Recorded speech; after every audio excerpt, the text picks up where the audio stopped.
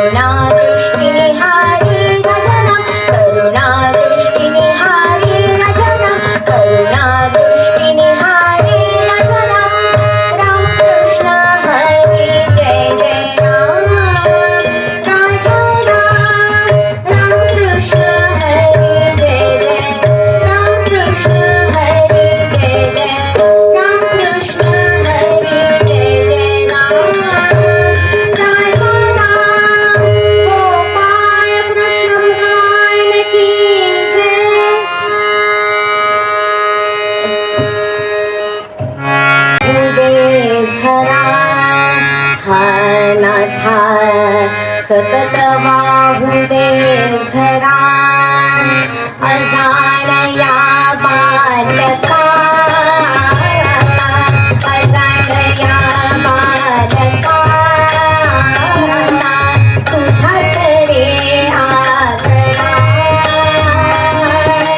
स्वामी समर्था तुझ्या कृपेचा स्वामी समर्था तुझ्या कृपेचा सतत वाहुदे झरा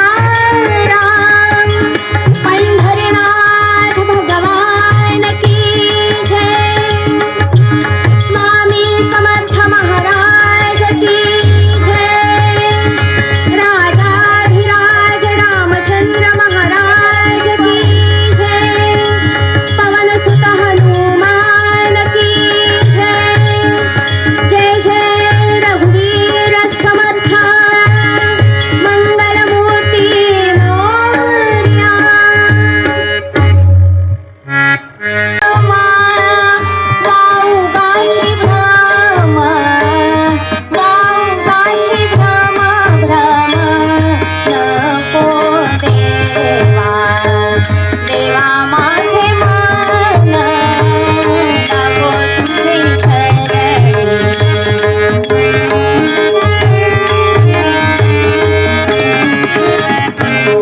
तीर्थयात्रा मुखी हरी नाम माई तीर्थयात्रा मुखी हरी नाम नाम हाची माझा नेम हाची माझा नेम देवा सिद्धी दे देवा माझे मन लागो तुझे चरणी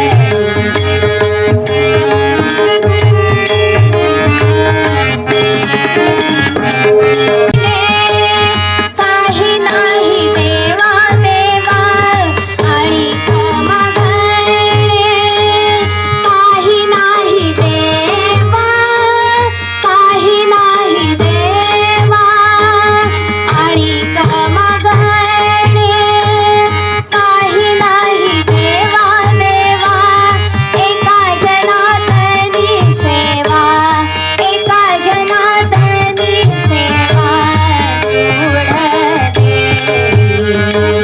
देवा माझे मन लागो तुझे चरणी संसार व्यसनी पडो देवी देवा माझे मन देवा माझे मन देवा माझे मन लागो तुझे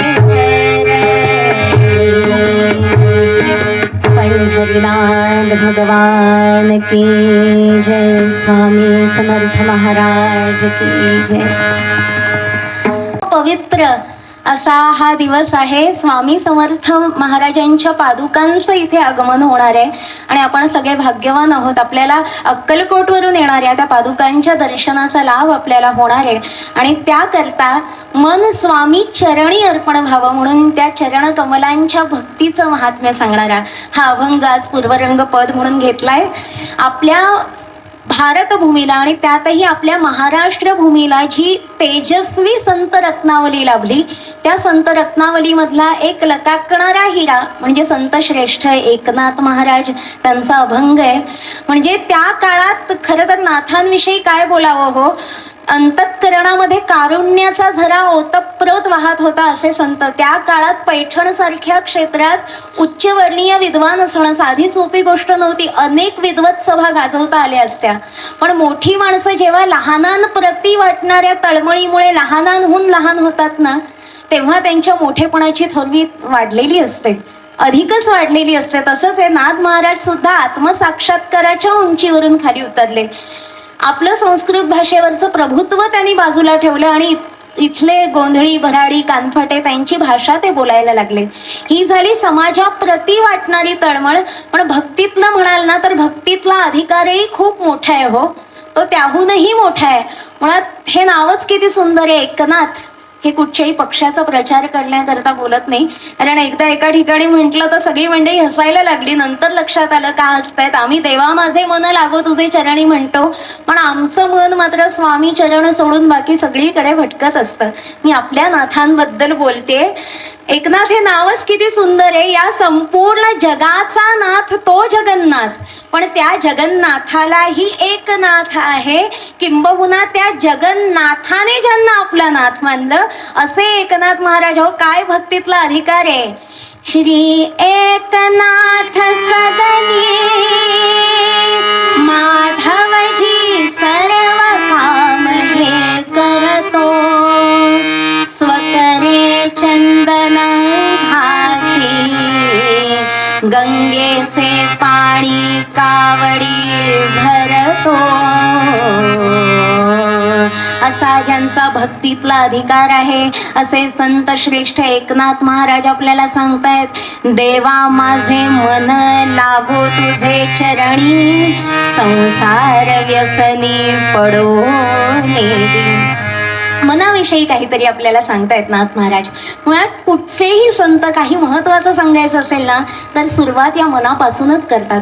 कारण हे या मनाचं काय करायचं ते कळत नाही हो. किती हे मन सैरा वैरा सगळीकडे धावत असतं.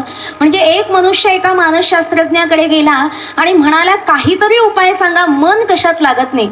तो म्हणाला बरं असं आहे का, मग तुम्ही काहीतरी चांगलं वाचून पहा, काही चांगलं संगीत ऐकून पहा. तो म्हणाला सगळं करून झालं पण मन कशातच लागत नाही. बरं असं आहे का, मग आपल्या गावामध्ये एक धमाल एकपात्री विनोदी प्रयोग आलेला आहे, वन मॅन कॉमेडी शो. त्याचं छान तिकीट आहे माझ्याकडे, तुम्हाला देतो, एक्स्ट्रा तिकीट आहे. तो म्हणतो हो हे तिकीट तुम्ही मला कशाला देता, तो एकपात्री विनोदी प्रयोग सादर करणारा मीच तर आहे. पंढरीनाथ भगवान की जय.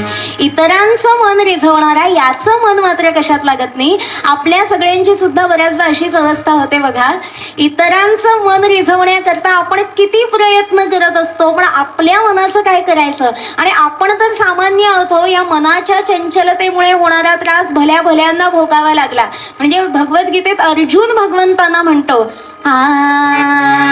चंचलम हि मन कृष्ण प्रमाथी बलवदृढम तस्याहम निग्रहम मन्ये वायोरिव सुदुष्करम. गोपाळ कृष्ण भगवान की जय. भगवंता अरे हे मन चंचल म्हणजे किती चंचल रे. या मनाला आवडणं किती कठीण. वाऱ्याला आवडणं जितकं कठीण ना तितकं मनाला आवडणं कठीण आहे. त्यावर भगवंत असे नाही म्हणाले काय तू साधं मनावर नाही नियंत्रण ठेवतायत, काय युद्ध लढणार आहे, जा घरी जाऊन बस. गुरु कसा असावा त्याचं आदर्श उदाहरण आहे. गोपाळ कृष्ण सखा असले अर्जुनाचा तरी त्यावेळेला गुरुच्या भूमिकेत आहे. आणि आधी त्याचं मनोबल भगवंताने वाढवलं, त्याच्या म्हणण्याला दुजोरा दिला. भगवंत म्हणाले असंशयम महाबाहो मनोदुर्निग्रहम चलम अभ्यासेन तु कौंतेय वैराग्येण च गुह्यते. निसंशयपणे अर्जुना मनावर नियंत्रण मिळवणं हे जरी कठीण असलं तरी तुझ्यासारख्या धनुर्धारी योद्ध्याला ते अशक्य सुद्धा नाही. ते शक्य होईल. कसं शक्य होईल. अभ्यासेन तु कौंतेय वैराग्येण च गुह्यते. ते अभ्यासामुळे शक्य होईल आणि वैराग्यामुळे शक्य होईल. अरे तू अभ्यास किती केलास त्याशिवाय एवढी धनुर्विद्या प्राप्त करू शकलास. आणि वैराग्यही तुझ्याकडे आहे रे. मग वैराग्य म्हणजे किती वैराग्य अर्जुनाचं हो. त्या धर्मयुद्धाकरता भगवान शंकरांचं पाशुपतास्त्र प्राप्त करायचं म्हणून काय तपश्चर्या केली. हिमालयामध्ये जाऊन आधी नुसता फलाहार, त्यानंतर पर्णाशन, मग फलाहार पर्णाशना त्यागी येले तपा पाहुनी शिव कैलासी डोले अशी अवस्था हो. म्हणजे तीच फलाहाराचा त्याग केला, त्या पर्णाशनाचा पानं खाऊन राहायचा झाडाची त्याचाही त्याग केला, पाण्यावर नुसती तपश्चर्या केली, मग त्या पाण्याचाही त्याग केला आणि नुसतं हवेवर हवा प्राशन करून किंवा ते पहाटेचं धुकं असतं ते प्राशन करून ती तपश्चर्या केली. असं वाटलं नाही तुझ्याकडे वैराग्य आहे. अर्जुनाकडे आहे पण आमचं काय, अभ्यास अजून करायचा. आम्ही स्नातक झालो, अधिस्नातक झालो, मराठीत त्याला ग्रॅज्युएट आणि पोस्ट ग्रॅज्युएट म्हणतात. आता नोकऱ्या पण लागल्या, अजून काय अभ्यास करायचा. आणि वैराग्याचा आणि आमच्या तरुण पिढीचा तर दूर दूरपर्यंत संबंध नाही हो. आम्हाला सांगितलं 2 तास मोबाईल पासून वैराग्य धारण करा. चलबिचल स्थिती निर्माण होते. 2 तास मोठा कालावधी. आम्हाला 2-2 मिनिटांनी सेल्फी काढून स्टेटस अपलोड करायची सवय असते.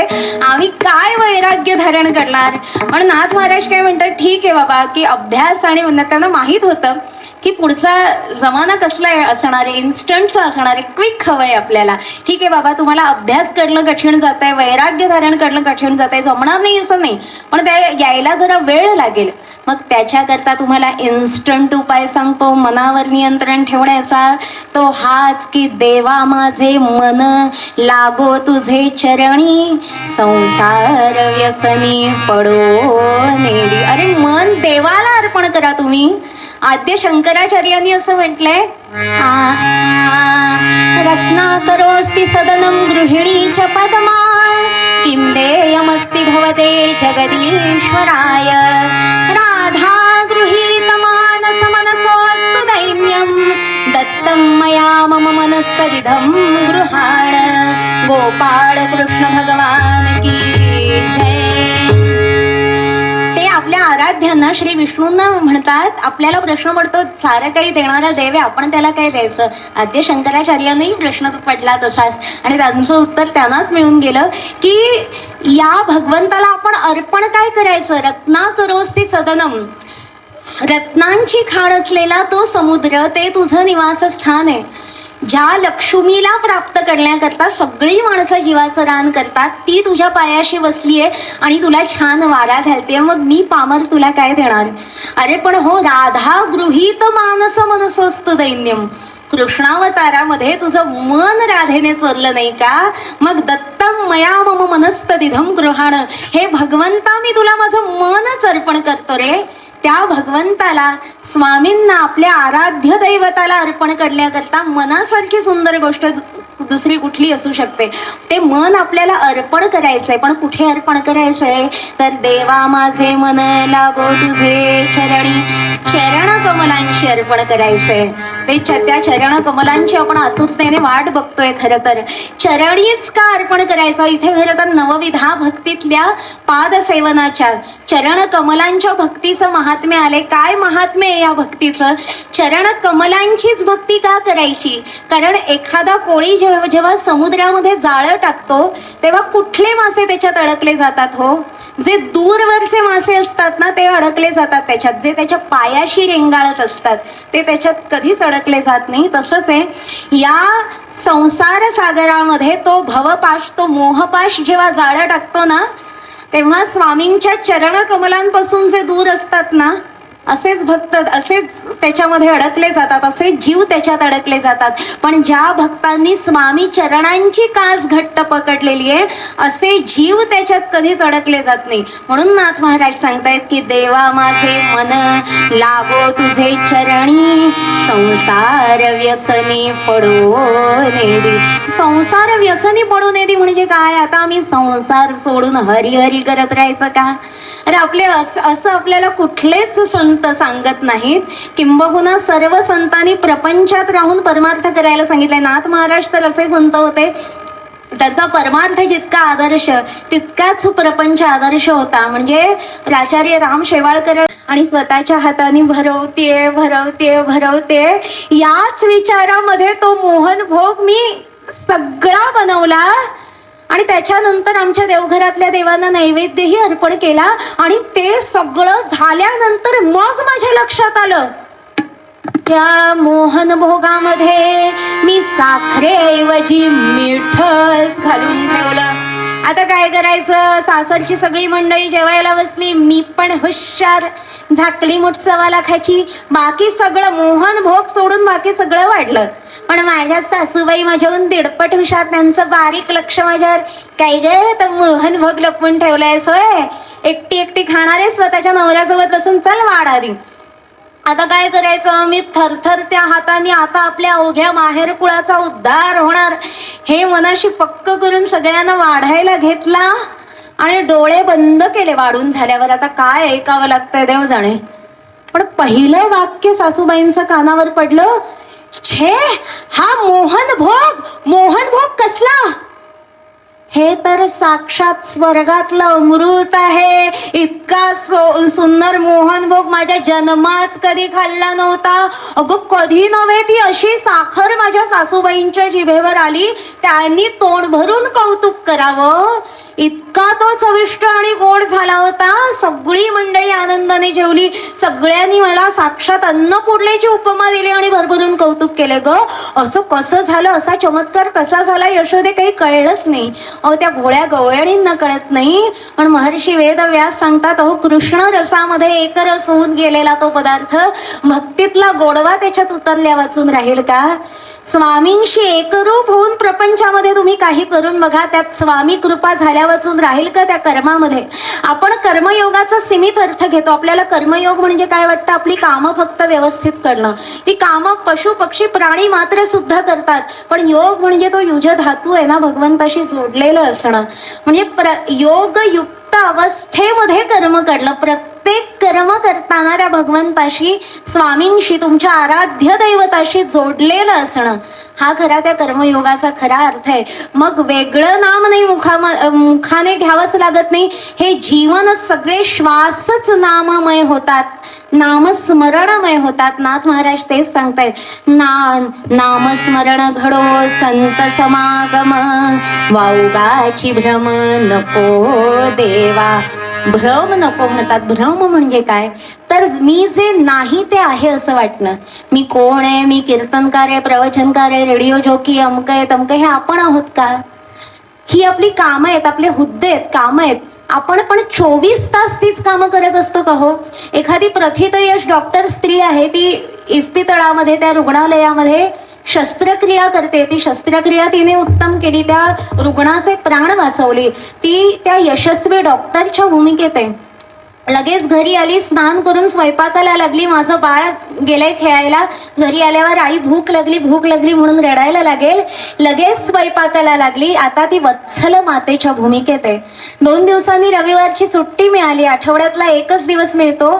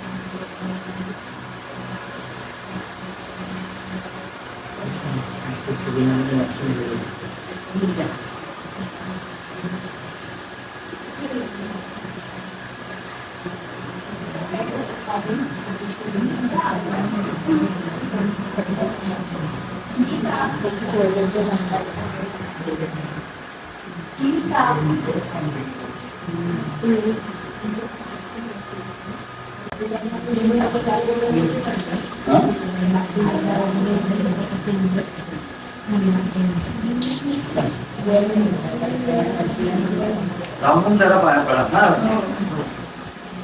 हा रामचंद्र ठीक आहे 5 फुलं आहे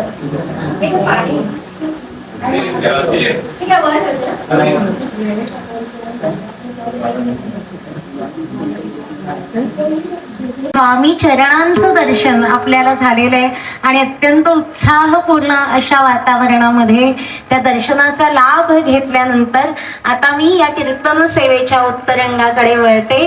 पूर्वरंग देवा माझे मन लागो तुझे चरणी हा जो होता त्याला अत्यंत समर्पक असा हा उत्तर रंग की ते अंतःकरण भगवंताच्या चरणी अर्पण केल्यानंतर त्या नामस्मरणामुळे त्या तीर्थयात्रेमुळे आणि भगवंताशी एकनिष्ठ राहून भक्ती केल्यामुळे काय प्राप्त होतं ते सांगणाराच हा उत्तरंग. महर्षी वेदव्यासाने